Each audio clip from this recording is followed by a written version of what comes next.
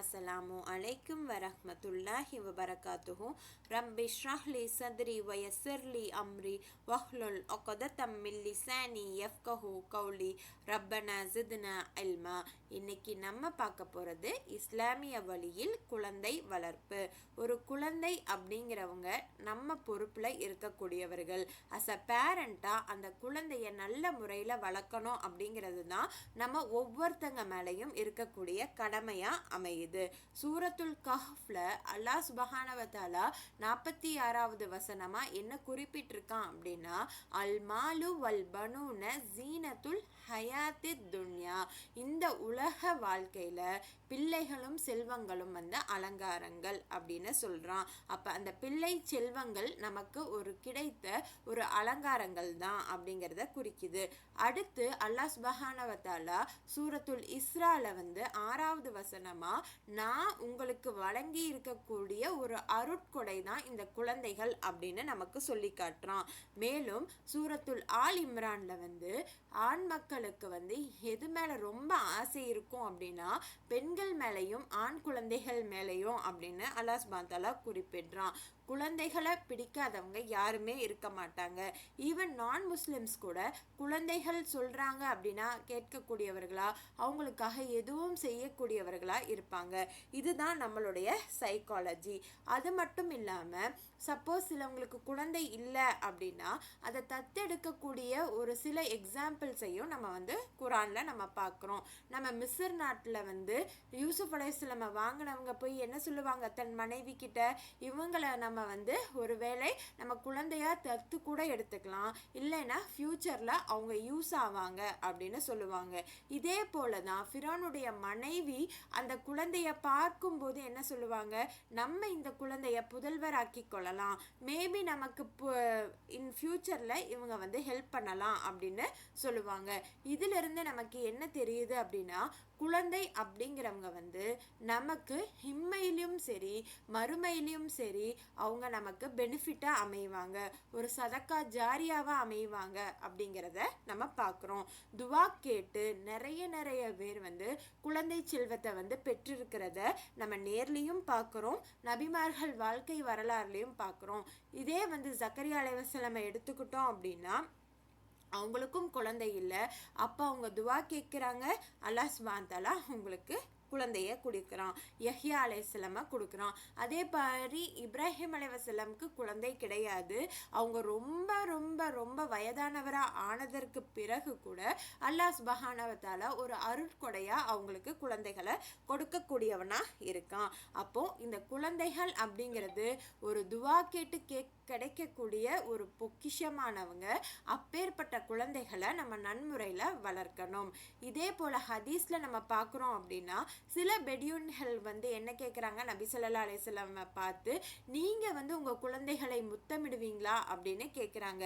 அதற்கு நபி அவர்கள் என்ன சொல்கிறாங்க அப்படின்னா, ஆமாம் நாங்கள் முத்தமிடுவோமே அப்படின்னு சொல்கிறாங்க.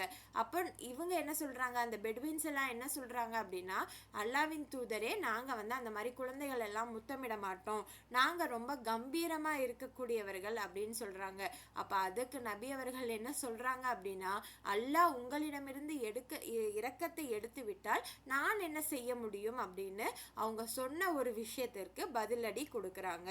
அப்போ இதிலிருந்து நம்ம சிறு குழந்தைகளாக இருக்கட்டும், நம்மளுடைய குழந்தைகள் ஒரு பொக்கிஷம், ஒரு அலங்காரம் அப்படின்னு நம்ம பார்க்குறோம். இந்த விஷயங்கள்ல இருந்து அந்த குழந்தைகள் நமக்கு கிடைத்த ஒரு பெரிய அருட்கொடை அப்படிங்கிறது தெரிய வருது.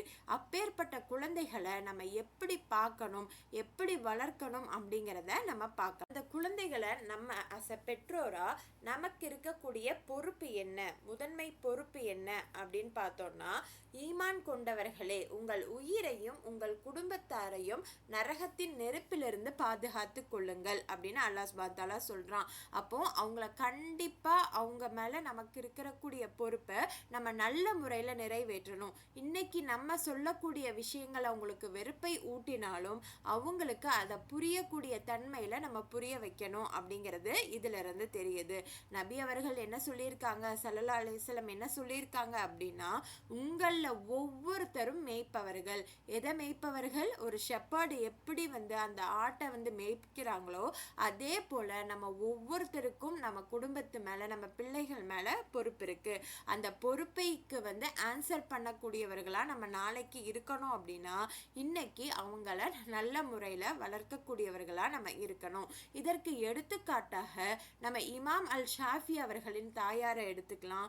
இன்னும் வந்து நிறைய தாய்மார்கள் இருக்காங்க.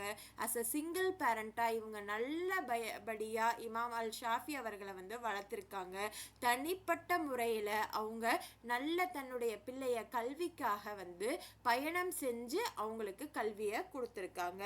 இதே போல் இமாம் புகாரி அவர்களின் தாயாரும் தன் பிள்ளை சிறு வயதிலேயே வந்து கண் தெரியாத போதிலும் அல்லாஹ் மேல மீது நம்பிக்கை கொண்டு இரவில் அதிகம் தொழுது அவங்கள வந்து ஒரு நல்ல ஒரு இதில் கொண்டு வந்திருக்காங்க.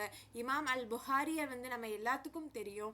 ஆனால் அவங்கள வளர்த்த அந்த தாயார் எந்த அளவுக்கு ஒரு பெரிய ஒரு பொறுப்பில் இருந்து தன்னுடைய மகனை எல்லாரும் ஹதீஸை சொல்லக்கூடிய அந்த பெயரை சொல்லக்கூடிய அளவுக்கு உருவாக்கியிருக்காங்க அப்படிங்கிறத வந்து நம்ம பார்க்கக்கூடியவர்களாக இருக்கும்.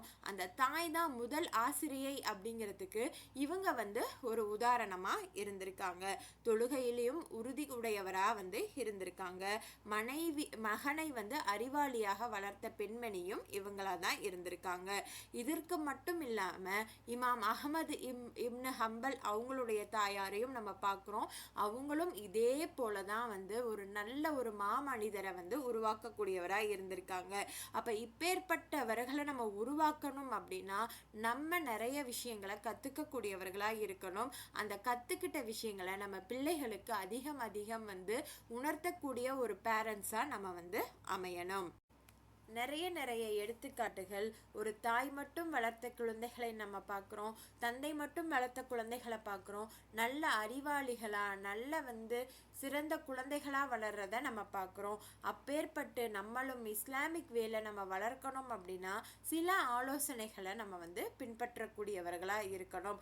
அதில் ஃபர்ஸ்ட் ஆலோசனை என்ன அப்படின்னா ஒரு முன்மாதிரியாக இருக்கணும், ரோல் மாடலாக இருக்கணும். எல்லா விஷயத்துலையும், துன்யா விஷயத்துலையும் சரி ஆகிரா விஷயத்துலையும் அவங்களுக்கு நம்ம ஒரு ரோல் மாடலாக இருக்கணும். நம்ம நல்லதையே செய்கிறோம் அப்படின்னா அந்த பிள்ளைகள் நம்மளை பார்த்து நல்ல பிள்ளைகளாக வளரும் கூடிய ஒரு சூழ்நிலை அமையும். ஒரு தகப்பன் வந்து சிகரெட் குடிக்கிறாங்க அப்படின்னா அந்த பிள்ளையும் அதை பார்த்து தவறான வழியில போகிறதுக்கு இதாக இருக்கும். அதனால எந்த ஒரு தாய் தகப்பனாக இருந்தாலும் நல்ல விஷயங்களை செஞ்சு அதுக்கு ஒரு ரோல் மாடலாக இருக்கணும் அப்படிங்கிறத பார்க்குறோம். 5 நேரம் ஒரு தாயும் தகப்பனும் வீட்டில் தொழுகிறாங்க அப்படின்னா அந்த குழந்தைகளும் தொழுகக்கூடியவர்களாக இருப்பாங்க. இதை நம்ம சின்ன குழந்தைகள்லையே நம்ம பார்ப்போம். நம்ம முசல்லாவை எடுத்து வச்சு நம்ம தொழுகிறோம் அப்படின்னா அந்த குழந்தையும் ஒரு சின்ன ஒரு துணியை எடுத்துட்டு வந்து முசல்லா மாதிரி போட்டு நம்மளை மாதிரியே நின்று நம்மளை மாதிரியே கையாட்டி தொழுவக்கூடியவர்களா இருப்பாங்க. ஸோ அவங்க எல்லாத்துக்கும் நம்ம வந்து என்னவா இருக்கணும், ஒரு முன்மாதிரியா இருக்கணும். அடுத்த அட்வைஸ் என்ன அப்படின்னா தொழுகையுடைய முக்கியத்துவத்தை நம்ம சொல்லி காட்டக்கூடியவர்களா இருக்கணும். ஒரு குழந்தை 7 வயது ஆனா அந்த குழந்தைகளுக்கு தொழுகையை வந்து நம்ம செய்ய சொல்லணும். சப்போஸ் அந்த குழந்தைகள் வந்து 10 வயது ஆயிடுச்சு அப்படின்னா அவங்கள வந்து கடுமையா எச்சரிக்கணும். நீங்க கண்டிப்பா தொழுகணும் அப்படின்னு சொல்றாங்க நபி ஸல்லல்லாஹு அலைஹி வஸல்லம். ஏன் அப்படி சொல்றாங்க அப்படின்னா நமக்கு மேல ஒருத்தன் இருக்கான், அல்லாஹ் சுப்ஹானஹு வ தஆலா. நான் எல்லா இடத்துலயும் உன் கூட இருக்க மாட்டேன், ஆனா அல்லாஹ் உன்னை பார்த்துட்டு இருக்கான், நீ நிக்கிறது அல்லாஹ்க்கு முன்னாடி அப்படின்னு நம்ம அல்லாஹ்வை வந்து குழந்தைகள் கிட்ட இன்ட்ரடியூஸ் பண்ணும்போது அந்த தொழுகையுடைய முக்கியத்துவத்தை நமக்கு சொல்லும்போது அவங்களுக்கு அல்லாஹ்னா யாரு, தொழுகை எதுக்காக பண்றோம் அப்படின்னு அவங்க கத்துக்க ஆரம்பிப்பாங்க. கத்துக்கும் போது நம்ம வந்து சொல்ல வேண்டாம் நான் உன் பெற்றோர், நீ என்னைய பார்த்தே ஆகணும்னு நம்ம சொல்ல வேண்டாம். அல்லாவே அவனுடைய குரான் மூலமா அந்த பிள்ளைகளுக்கு எல்லாவற்றையும் வந்து கற்றுக் கொடுக்கக்கூடியதா அமைஞ்சிரும். அப்ப ஜன்னா இருக்கு அப்படின்னா அந்த ஜன்னாவை வந்து நம்ம அடையணும் அப்படின்னா அந்த தொழுகை முக்கியம் அப்படிங்கிறத வந்து அந்த பிள்ளைகளுக்கு நம்ம சொல்லி கொடுக்கணும். அது மட்டும் இல்லாம இந்த கொத்பாக்கு போறது, டெய்லி ப்ரேயர்ஸ்க்கு அனுப்பி வைக்கிறது, இதெல்லாம் வந்து அஸ் அ பேரண்ட்டாக நம்ம ரொம்பவே ஸ்ட்ரிக்டாக இருக்கக்கூடியவர்களாக இருக்கணும். இது வந்து பயத்தினாலேயோ நம்ம வந்து அவங்கள வந்து அடிமைப்படுத்தியோ நம்ம செய்யக்கூடாது. அவங்களுக்கு ஒரு நல்ல ஒரு நேரான பாதையை காமிக்கக்கூடிய ஒரு பேரண்ட்ஸாக நம்ம இருக்கணும்.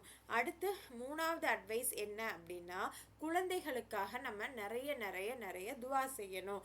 ஏன் அப்படின்னா, நம்ம துவா கேட்கலைன்னா அல்லாஹ் சுப்ஹானஹு வ தஆலா எப்படி கொடுப்பான்?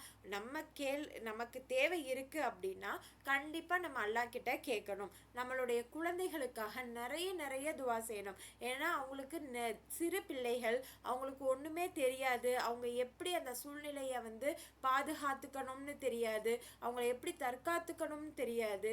ஸோ அவங்களுக்கு ஒன்றும் தெரியாத பட்சத்தில் நம்ம அவங்களுக்கு பதிலாக நிறைய நிறைய துவா செய்யக்கூடியவர்களாக இருக்கணும். அவங்களுக்கு கல்வி ஞானத்தை அல்லா, ஈமானத்தா, நல்ல ஒரு குணங்கள் கொண்டு அவங்கள வளர செய்ய அல்லா, அவங்களுக்கு ஆஃபியாவை தாவல்லா அப்படின்னு நிறைய துவாக்கள் இருக்குது. நம்மளுடைய குழந்தைகளுக்காக நம்ம கேட்கக்கூடிய துவா, அந்த துவாக்களை அஸ் அ தாய்மாரா பேரண்ட்டாக நம்ம வந்து எப்பவும் கேட்கக்கூடியவர்களாக இருக்கணும். ஏன் அப்படின்னா நபி ஸல்லல்லாஹு அலைஹி வஸல்லம் என்ன சொல்லியிருக்காங்க, ஒரு தகப்பன் கேட்கக்கூடிய துவாவை அல்லாஹ் சுப்ஹானஹு வ தஆலா ரிஜெக்ட் பண்ண மாட்டேன் அப்படின்னு சொல்கிறான். அது மட்டும் இல்லாமல் பேரண்ட்ஸான நம்ம அதிகம் அதிகம் துவா கேட்கும்போது பிள்ளைகள் தவறான வழியில் போக மாட்டாங்க. அல்லாஹ் சுப்ஹானஹு வ தஆலா எல்லா விஷயத்தையும் பாதுகாத்து நமக்கு தரக்கூடியவனா இருப்பான். அடுத்த அட்வைஸ் என்ன அப்படின்னா, குழந்தைகள் கூட நிறைய நம்ம வந்து உரையாடணும், அவங்க கிட்ட பேசணும், அவங்க என்ன சொல்ல வராங்க அப்படிங்கிறத நம்ம கேட்கணும். அவங்களுக்குன்னு வந்து நிறைய விஷயங்கள் நம்மகிட்ட பேச இருக்கும். அவங்க வரும்போது நம்ம பேசலை அப்படிங்கும்போது நம்ம கேட்கும்போது அவங்க பேசக்கூடியவர்களாக இருக்க மாட்டாங்க. நிறைய பேசணும், அவங்களுக்கு என்ன ப்ராப்ளம் அப்படின்னு கேட்டு அதுக்கு நம்ம வந்து சொல்லக்கூடியவர்களாக இருக்கணும். எடுத்த உடனே அவங்கள பயமுறுத்தி ஏன் செஞ்ச, ஏன் இப்படி தவறான வழியில் இருக்க அப்படின்னாம அவங்கக்கிட்ட ஒரு ஃப்ரெண்டான முறையில் வந்து நம்ம பழகக்கூடியவர்களாக நம்ம வந்து இருக்கணும். அந்த கான்வர்சேஷன் இல்லை அப்படின்னாலே அவங்க வந்து அந்த கான்வர்சேஷனை தேடி வேற ஒருத்தங்க கிட்ட போக ஆரம்பிச்சிருவாங்க. அப்போ நீங்கள் நிறைய உரையாட என்ன ஆகும், அந்த பிள்ளைகள் நம்ம கிட்ட இருக்கிற மனதில் இருக்கிறது நடந்தது எல்லா விஷயங்களையும் சொல்லக்கூடியவர்களாக இருப்பாங்க. ஒரு பேரண்ட் கிட்ட ஏதாவது ஒரு பசங்க ஒரு தவறாக செஞ்சுட்டு வந்து சொல்லலை அப்படின்னா நம்ம ஒரு நல்ல பேரண்ட் இல்லை அப்படின்னு அர்த்தம். ஏன்னா அந்த பயம், இவங்க என்ன நினச்சிருவாங்களோ, நம்மளை வந்து அடிச்சிருவாங்களோ அப்படிங்கிற பயம் இருக்குது அப்படின்னா அவங்க வந்து நல்ல பேரண்ட்டே கிடையாது. என்ன ஒரு தப்பு செஞ்சிட்டாலும் சரி, அது ஏதாவது ஒரு பிரச்சனையில் மாட்டிக்கிட்டாலும் சரி, ஃபஸ்ட்டு கால் வந்து நமக்கு வருது அப்படின்னா நம்ம ஒரு நல்ல ஒரு பெற்றோராக இருக்கோம் அப்படின்னு அர்த்தமாகுது. அதனால் நிறைய நிறைய பேசக்கூடியவர்களாக இருக்கணும். பொறுப்பை வந்து அவங்களுக்கு வழங்கணும்.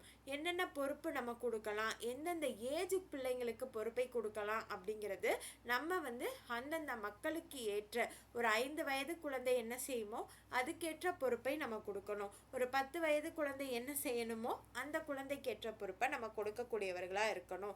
ஏன்னா நம்ம பொறுப்பு கொடுக்கும்போது தான் அவங்களுக்கு அது நம்ம செய்கிறது கரெக்டாக தப்பா, அந்த தப்புலேருந்து நம்ம எப்படி திருப்திக்கலாம், எப்படி வந்து மிஸ்டேக்ஸ்லேருந்து நம்ம லெசன் எடுக்கலாம் அப்படிங்கிறத அவங்க பார்ப்பாங்க. இது அல்லாஹ் சுப்ஹானஹு வ தஆலா நமக்கு குறிப்பிட்டு காட்டுறான் ஆர்ஃபனுடைய விஷயத்தில். அடுத்து வந்து என்ன சொல்லணும் அப்படின்னா, ஒரு நல்ல சூழலை வந்து அவங்களுக்கு உருவாக்கி கொடுக்கணும். நல்ல சூழல் அப்படின்னா நிறைய வந்து அவங்கள வெளியே கூட்டு போகணும், தனிமையாக விட்டுறக்கூடாது, பள்ளிக்கு அழைத்து கொண்டு போகக்கூடியவர்களாக இருக்கணும். அவங்களுக்கு வந்து நிறைய வந்து ஜக்காத் அவங்க கையில் கொடுத்து பிறருக்கு கொடுக்க சொல்லக்கூடியவர்களாக இருக்கணும்.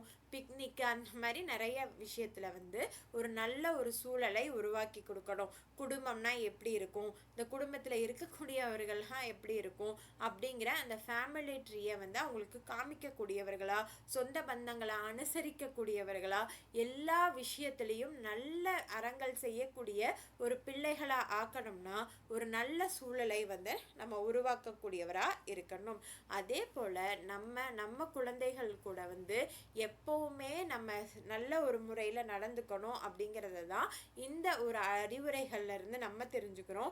அல்லாஹ் சுப்ஹானஹு தஆலா இந்த நல்ல அறிவுரைகளை நம்மளும் பின்பற்றி நல்ல பிள்ளைகளை நம்ம வளர்த்து அந்த பிள்ளைகள் நாளைக்கு நமக்கு சதக்கா ஜாரியாவா இருக்கணும், நம்மளுடைய தாய் தகப்பனுக்கு சதக்கா ஜாரியாவா அமையணும் அப்படின்னு துவா செஞ்சுட்டு இந்த கிளாஸை என் பண்ணிக்கலாம். ஜஸாக்கல்லாஹ் ஹைரன் கதீரா.